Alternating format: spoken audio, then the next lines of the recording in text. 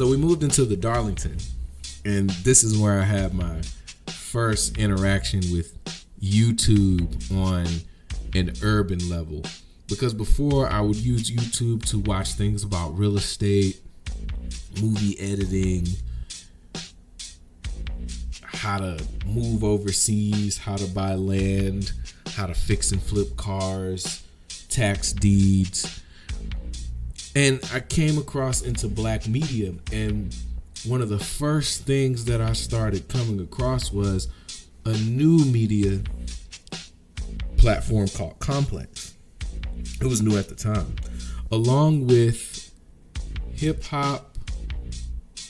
What is it called? It's with these two guys. I think it's like Hip Hop Uncovered or Underground Hip Hop, and it's got a picture of a tape deck on it. Well, they were new. Complex were new. Complex was new, and DJ Academics. Used to see him all the time. Now, I like DJ Academics because DJ Academics seemed to do videos by just looping a GIF, putting his email address on there, and just talking over the same GIF playing over and over and over, as GIFs do. I saw Hip Hop DX, and I saw that Master P had a big push behind Hip Hop DX, but Hip Hop DX didn't really seem to come out as fast as everything did. I started tracking when they got their news.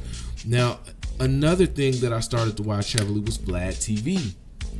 And from Vlad TV, it would show up. We had a Roku box.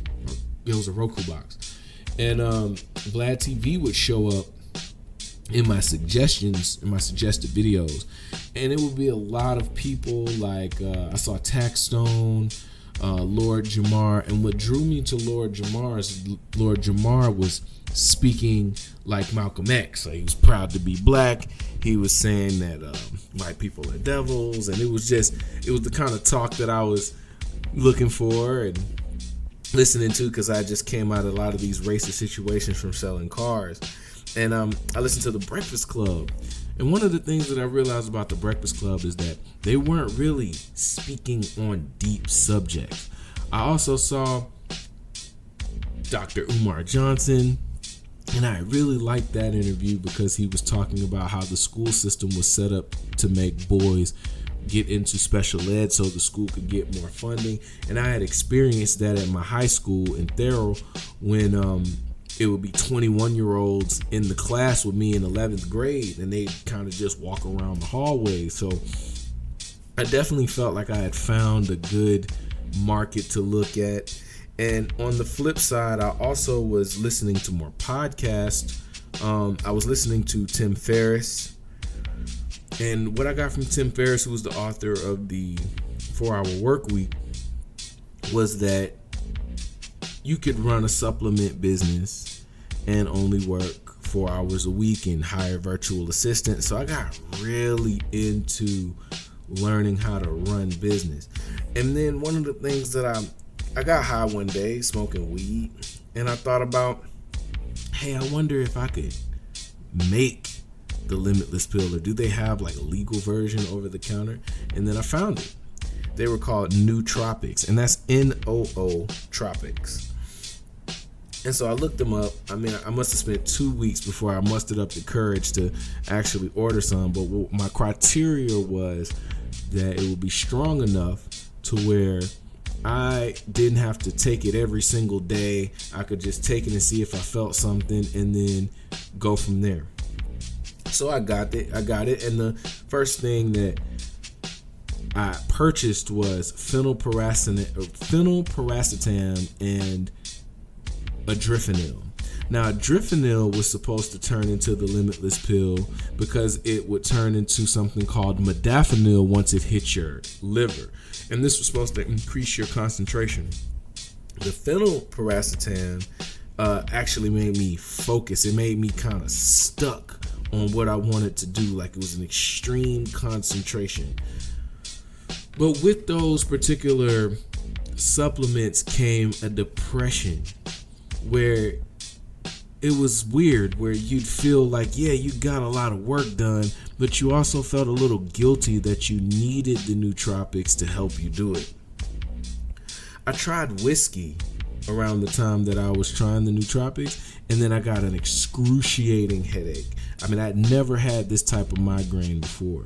So after taking so many medicines and trying to research migraines, I realized that the migraine was really my attitude about things. And all this time, I'm still consuming YouTube. I'm putting together the Nick Franklin method, but I decided to use the nootropics to help me get smarter. So what I did was I took online classes, free online classes for project management called MOOCs, and I came up with a lot of formulas to help me work out my decisions. One of the greatest books that I read during that time that really made a difference in my life was Aristotle's Necromanian Ethics, because my real question was, what is a true friend? Now, Aristotle had put into eloquent words stating that there are three types of friends: pleasant, useful, and true. Whereas a pleasant friend is someone who makes you laugh, who you enjoy being around; a useful friend who can be there when you need them; and then a true friend was a pleasant friend and a useful friend.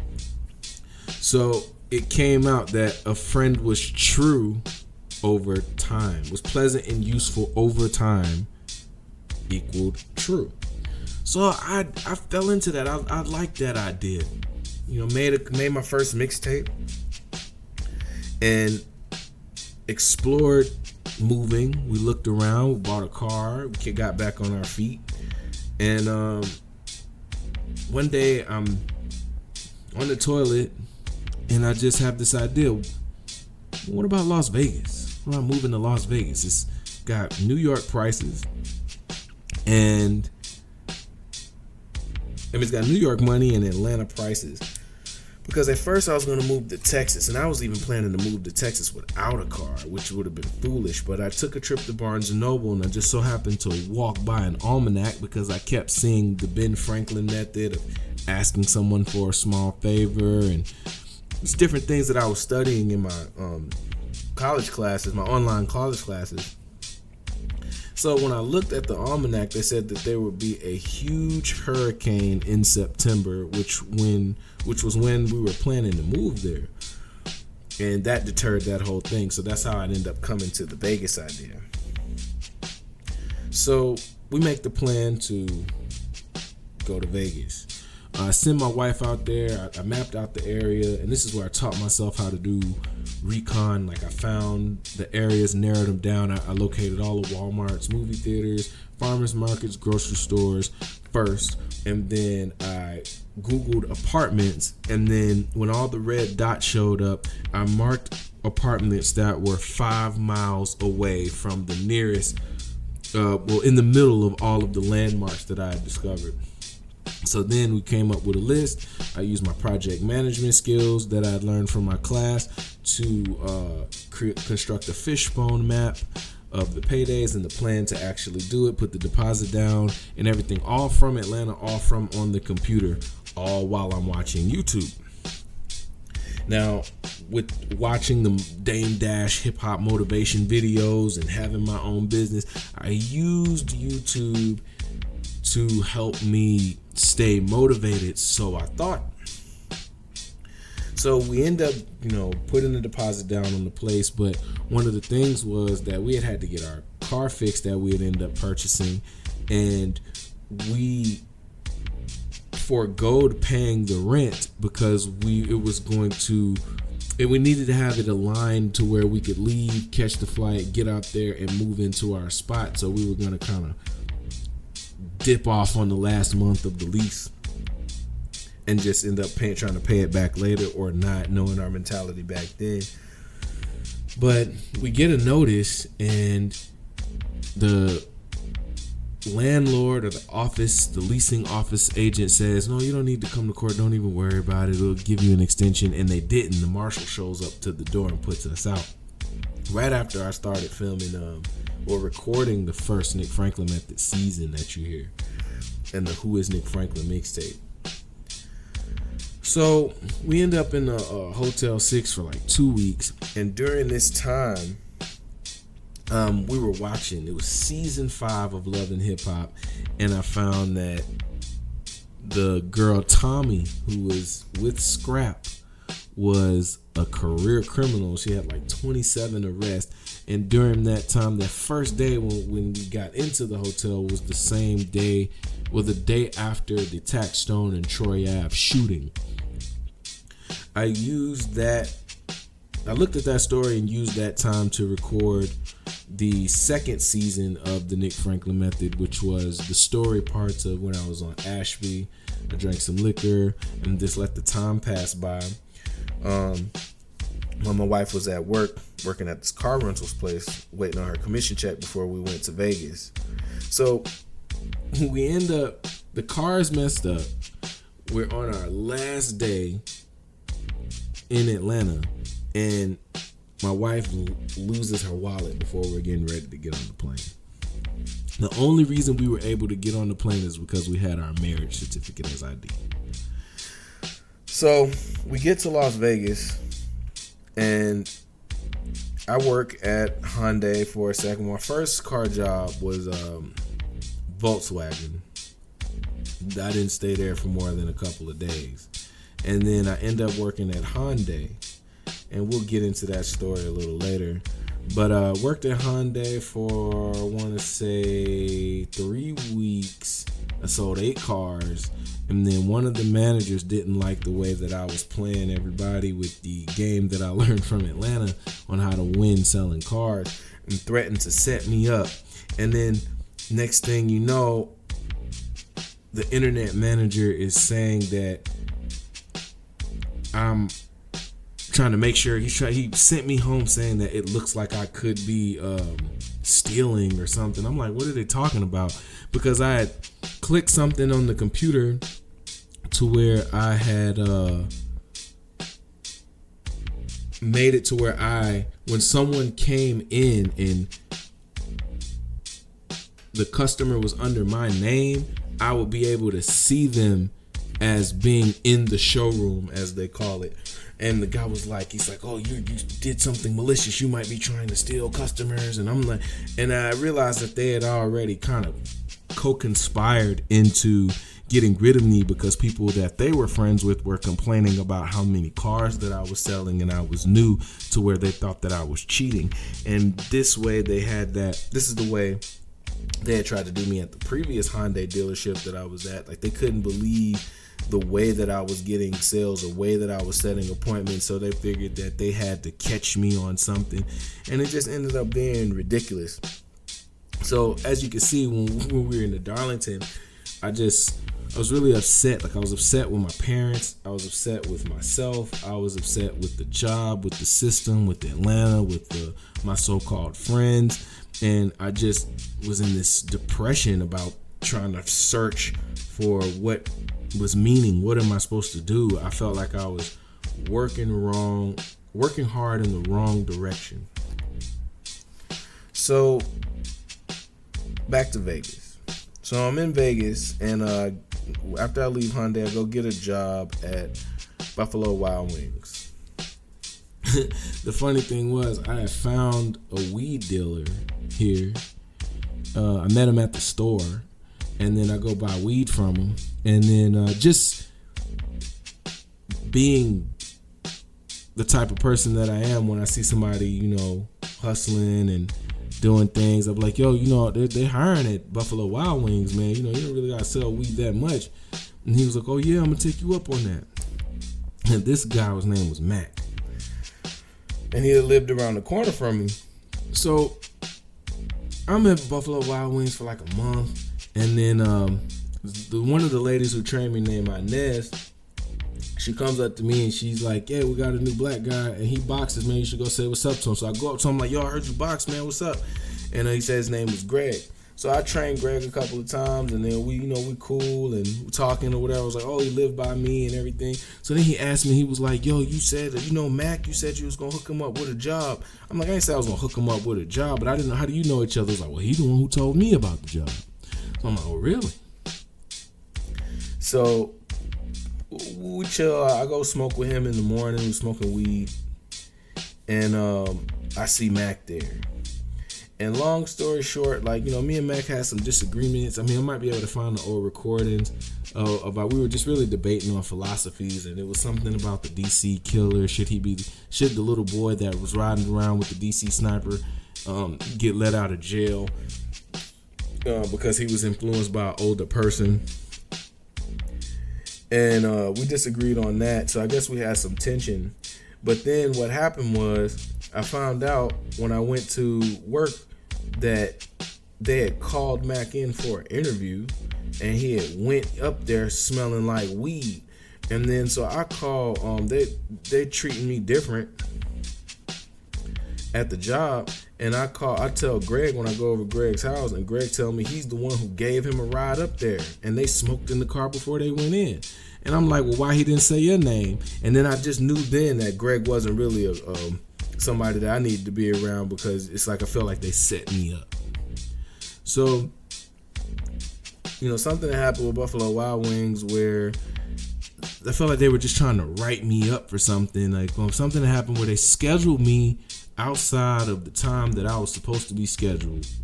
And I go in there personally to let them know, hey, my availability is set in stone. Here it is, as it was supposed to follow company policy. And then I show up, and then they tell me, oh, they're writing me up because I no-showed earlier. And I was like, hey, I was just up here speaking to, this was the general manager. I was up here speaking to you earlier, and he tried to look me in my face and tell me that we didn't have a conversation just a few hours earlier. So I lost my cool and went off and recorded it and everything like that, made a message, because I didn't know, I was just still paranoid for these people. I felt like, white people were just trying to set me up. Now, mind you, remember, I'm telling you, I'm watching YouTube. I'd already built up watching Lord Jamar and Breakfast Club, and them telling me that white people are out to get me and all sorts of stuff. And I assumed YouTube was helping me at the time, but the way that I was thinking, I had to really sit back later in life and just be like, well, YouTube, man, it's a dangerous platform. So I quit that job, and I end up going into like another one of those depressions. And I don't look at depression as something that's like, woe is me, blah, blah, blah. It's more like I'm searching, but I don't know what I'm searching for. So I'll go through the cycle of emotions to where it's sad, mad, neutral, and then you work your best to get from neutral to happy. But that neutral is a dangerous place. But from the sad part, I was smoking. I made music about smoking too much. I just poured my emotions into my music. And then when I got to the mad stage, I found the Black conscious community. Now, the way that I found the Black conscious community was through watching The Breakfast Club, and I saw Brother Polite as a guest talking to Meta World Peace, which is the guy named Ron Artest. And he was just dropping knowledge about financing, and he was just being smart. And it reminded me of how I was with a lot of people in Atlanta. And I'm like, all right, well, that's somebody to follow and look up and everything like that. Like, follow on social media. And so I found him on Vlad. Once again, dropping knowledge, but he's dropping knowledge on the religious aspect, on how Christianity is used to enslave Black people. And I had just been arguing, if you listen to the first season, arguing with my homeboy about that. And if you heard that, I'll probably play some clips during this season.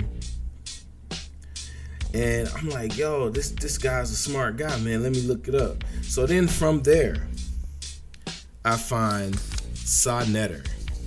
Because every time that I looked up Brother Polite after I saw him on Vlad, he would be debating people, telling them off, being a wizard with the words and whatnot. And it would be on this channel called Black News 102, ran by a guy named Sa Neter. So every time I saw Brother Polite, I would see Sa Neter.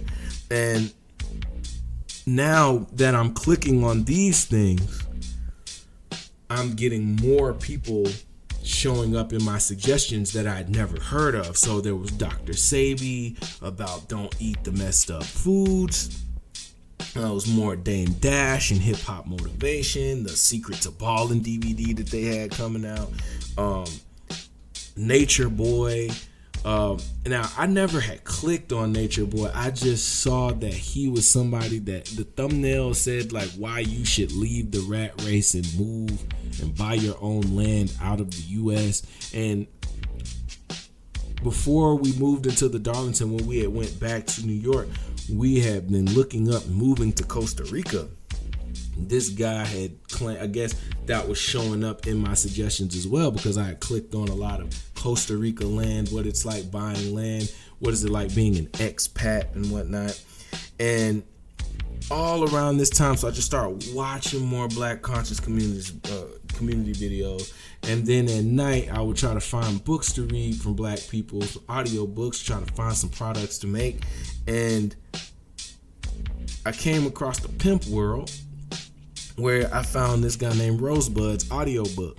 Now his book was so entertaining because of the sound effects and the musical intros and things like that.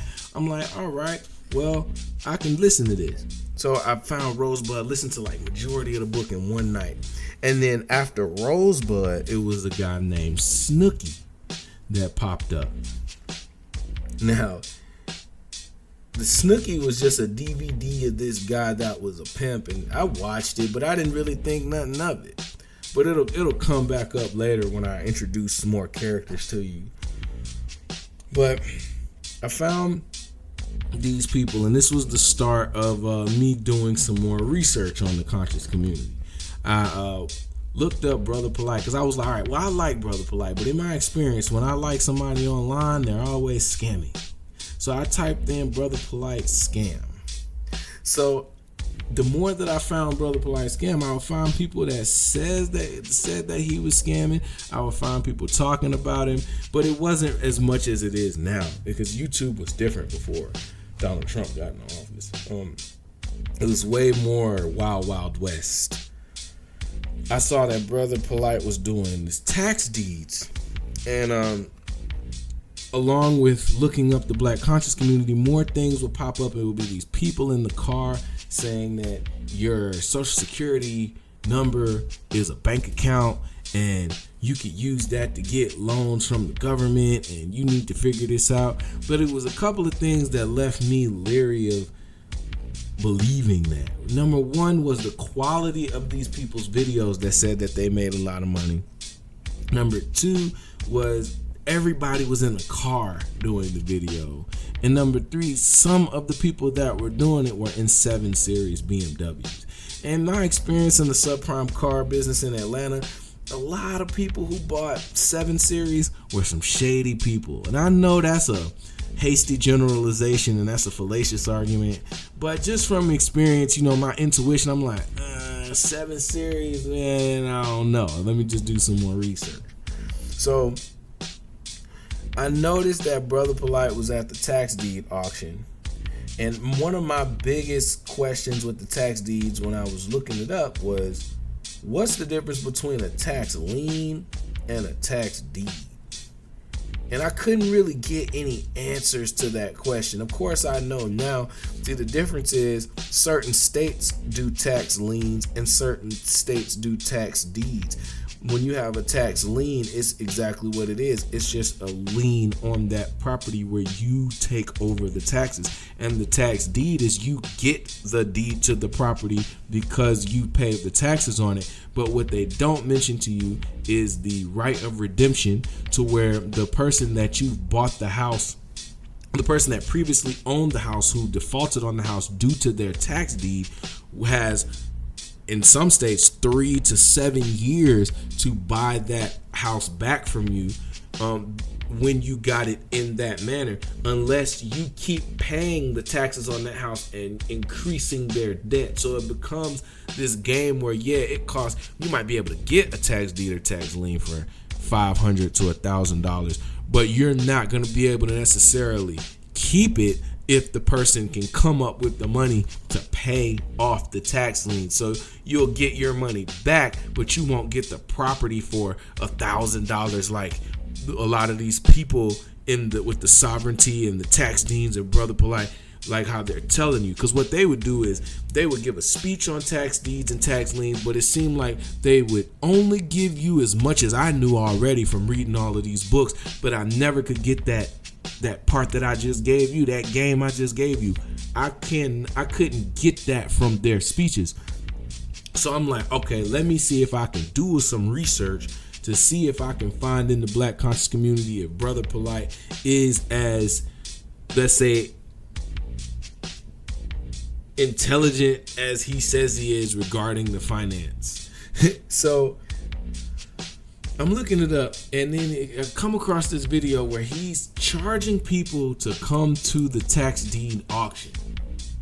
And the way he was acting at the tax deed auction is it's the same way that I used to act when I used to try to charge people to come to the car auction and I didn't know what I was doing. So I got the sense that I'm like, the way he's acting like it's his first couple of times there, like he doesn't really know what to do.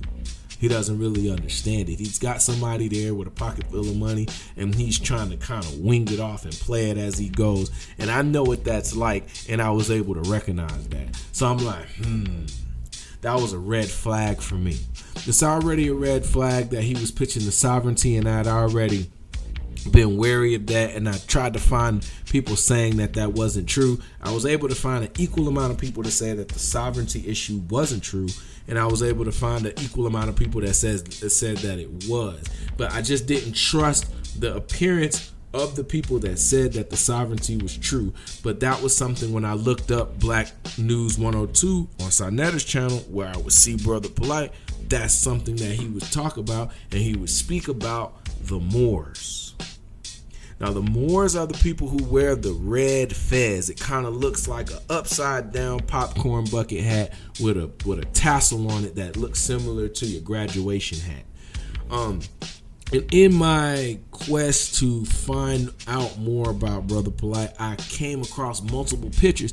And one of the things I noticed, I'm like, yo, he's in all of the groups. He got pictures with the Moors. He got pictures with the Nation of Islam. He got pictures in Freemason hats. And now he's something called New Covenant.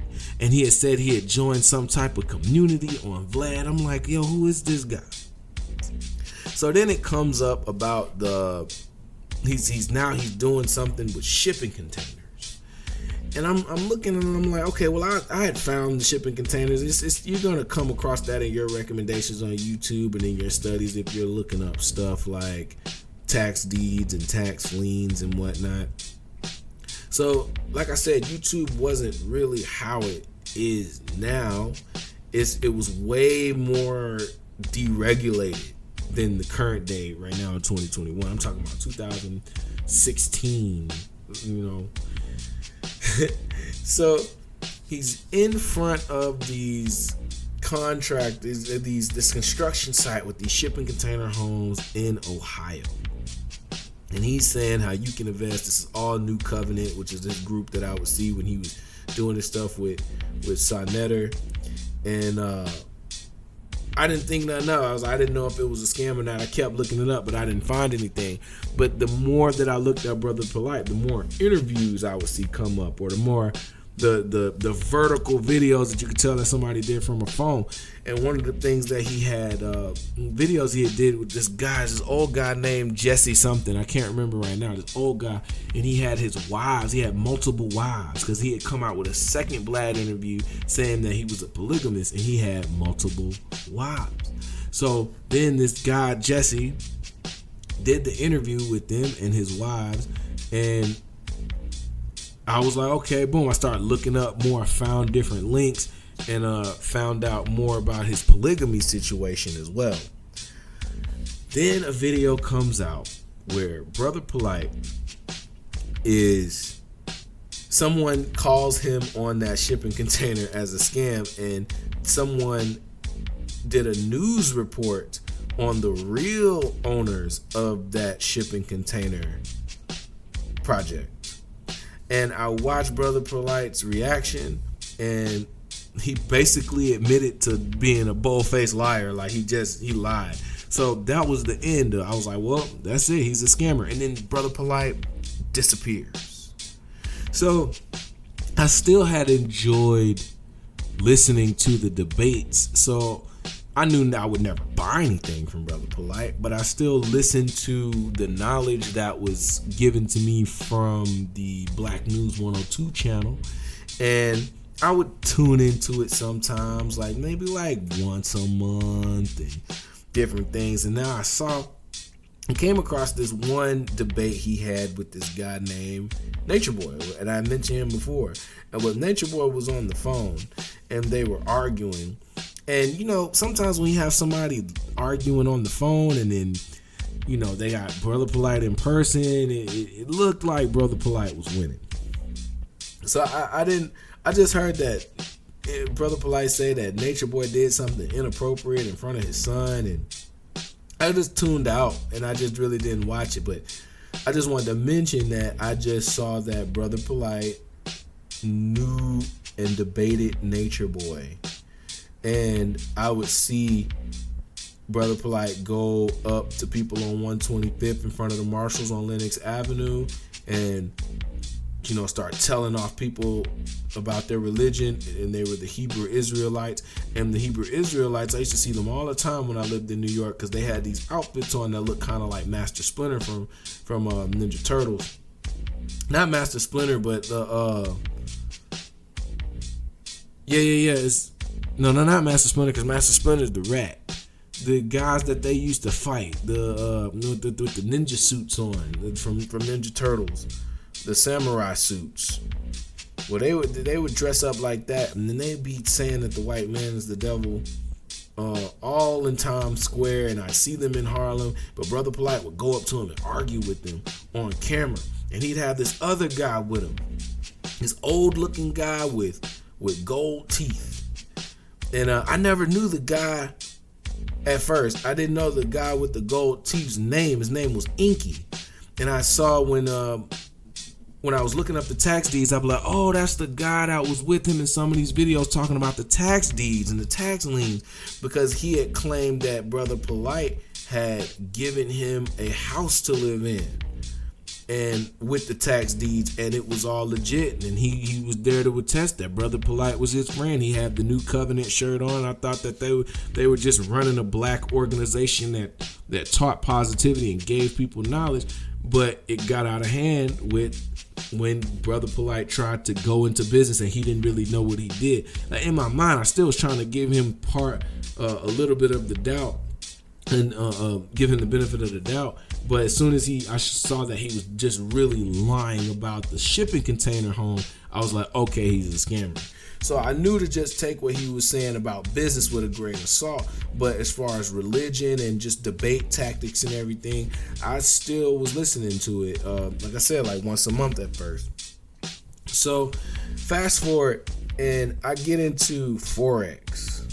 I had dibbled and dabbled a little bit, but I didn't really understand it. But this time I had decided to save up my money and then just really just concentrate on learning how to make money by myself from the house and generate funds so that I can invest in, or at least keep my principal and use my earnings to invest in making other businesses. That was my overall goal. I end up developing a strategy, read a bunch of books. My strategy, I like to call it the BB10 and then the 2 ATR 100. Okay, so what I'll do is I'll do the ATR times 2, and that's the average true range. So that'll give me a 95% standard deviation. And then I use the 100-day period. And then I use the Bollinger Bands times 10 with the 10 period.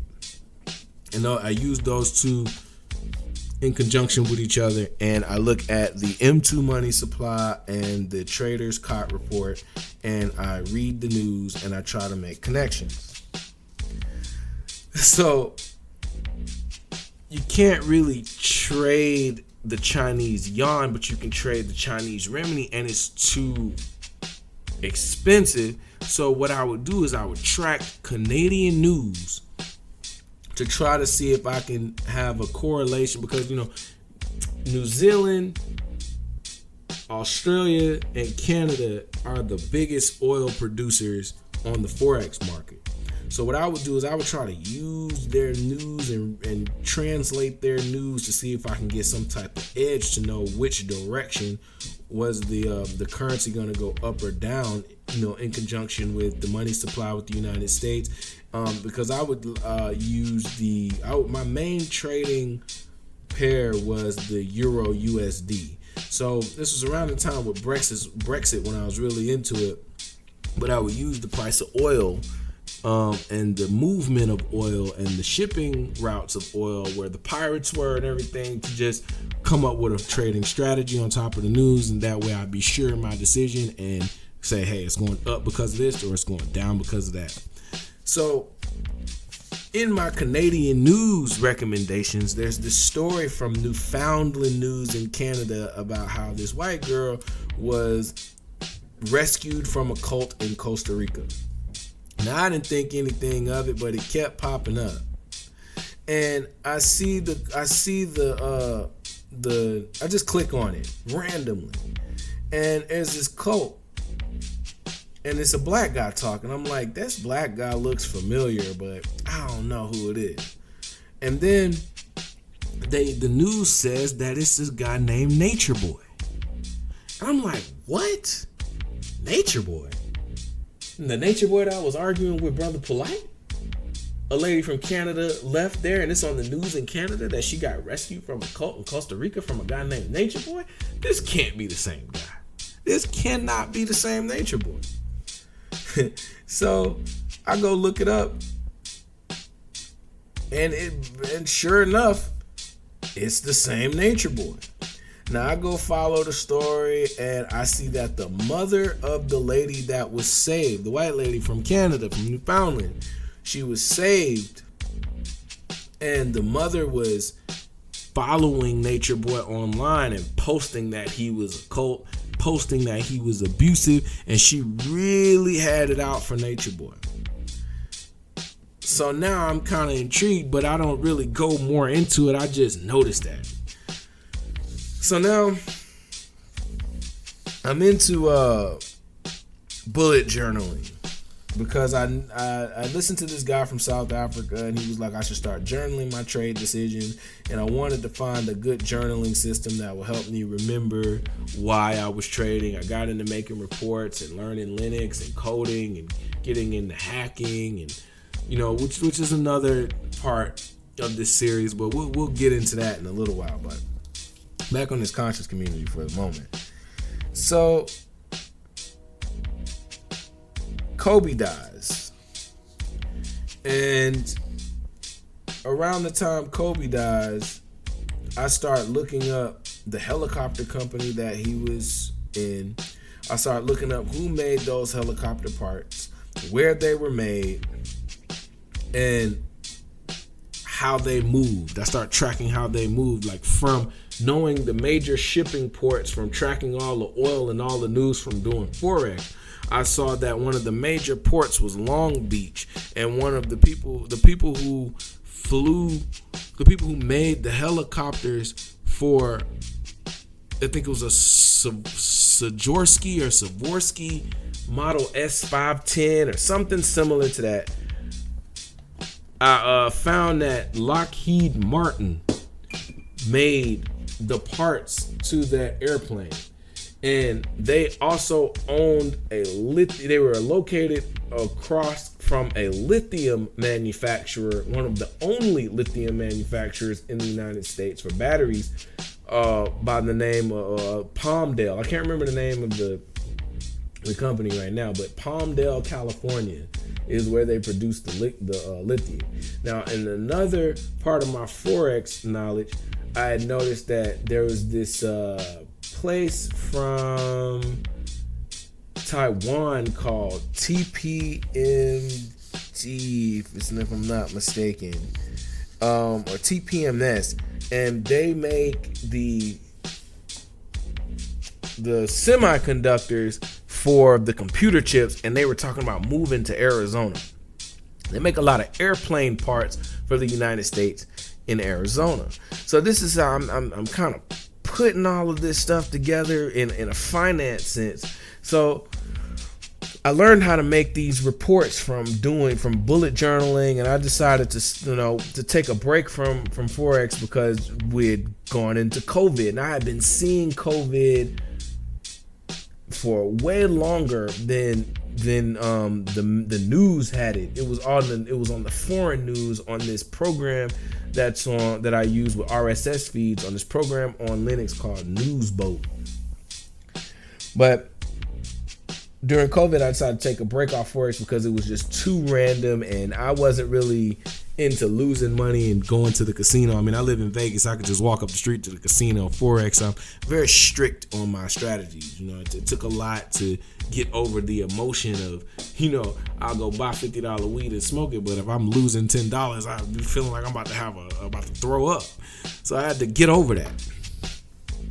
So I'm taking a break, and I'm like, all right, well, I'm going to use my Linux computer skills and my markdown skills and my Pandoc program to put together reports. I just need to find a market. I'm looking into web hacking. I'm taking a break from Forex for the moment because I was making some decent money. I was doing well. I had a 15% return annually, so the average in the stock market is 9, so I was doing exceptional. So it's January, like early January. I want to say 2020, 2019 maybe, or whenever COVID was. It's been a while. And I noticed that Sonnetter is live right now talking to Nature Boy. So I'm like, oh snap, I just saw Nature Boy with the Newfoundland news, and let me see what's going on. Let me see what's happening with that. Now, I noticed that as soon as I clicked on the Sonnetter broadcast, that Sonnetter was mentioning Young Pharaoh, and he was mentioning Young Pharaoh's production and reaction to the new Who Killed Malcolm X documentary on Netflix. And in the conscious community, that was just a hot topic. Now, it's been a while. I've been in the computer world, DEF CON, hacking, Forex, stuff about silicone and Palmdale and lithium, and I'm just my mind is just spent. Like I had to just pause on Forex. That was the most responsible thing to do with my capital, and then I decided to try to make another product. It's just to give myself a break from Forex so I can find something else productive to do, practicing my bullet journal skills, my recon skills, and just find a product for a niche market. I'm like, what other niche market would be great other than the conscious community? Because they seem to have a lot of words, but they don't have a product. Let me find a product that I can place into the market. Boom. That was my ideology. So I see Nature Boy on Sonnetter, and they're talking. Now, one of the things that's funny is I noticed that they're live on Instagram while they're doing this, and they shout out their Instagram. I go on the Instagram and see that the Instagram is live, but I also followed the mother of the lady who escaped from Nature Boy's cult, and the lady is broadcasting the live Instagram on her page while Sonetter's going on. So I'm looking at Nature Boy talk about carbonation and talk about energy and talking about all of this, rah, spiritual stuff and whatnot. But then when they took a break from live, when they kind of paused for a second, the live video on the lady from Canada's feed is still on. And Nature Boy something like, I'm blood, you know what I'm saying, fuck these niggas, da. And I'm like, man, these dudes are trying to get folks. So now I'm like, all right, this seems like this is Nature Boy is fake, but I don't know about Sonetter yet. So I decided to just go in individually and recon all of them. And what I found was crazy. So I started off looking up the problems between the two people. Like Sonetter, I found out, I typed in Sonetter verse or polite verse. Well, I typed in Sonetter verses, right? And then Sonetter versus polite came up. So I saw that they had a problem. Now Sonetter mentioned something to the tune of that Brother Polite scammed him. He's a scammer. He's lying to the people, and then called him Little Dr. York. I'm like, who is Dr. York? A lot of people kept mentioning Dr. York, but I didn't even look that up. I'm in my first round, just kind of just researching the community, and I go find Young Pharaoh. I find because Nature Boy and Sonetter were talking about the problem between Young Pharaoh and Nature Boy, and they were saying that he just wants attention, he's young, and they can't believe he's disrespecting everybody about the Who Killed Malcolm X documentary. So I decided to watch the Who Killed Malcolm X documentary, but I didn't watch the whole thing. I just watched like a couple of episodes. I ended up watching it later after I got some more revelations, and we'll get to that soon. But just keep hearing me out real quick. So I go recon Young Pharaoh, and immediately I'm like, I don't really like Young Pharaoh. Like, he's a little too feminine for me, but then I was able to see that Young Pharaoh had been around for a long time, and he had argued with a lot of the people that Brother Polite had argued with that I had seen before I had even got into Forex, or sometimes, like I said, on like once a week, once a month, twice a week, sometimes, depending, because it had been like 2 years. I'd check in and listen to some arguments, listen to some debates when I wanted to, kind of mellow out from the Forex, because, that's a stressful job sometimes.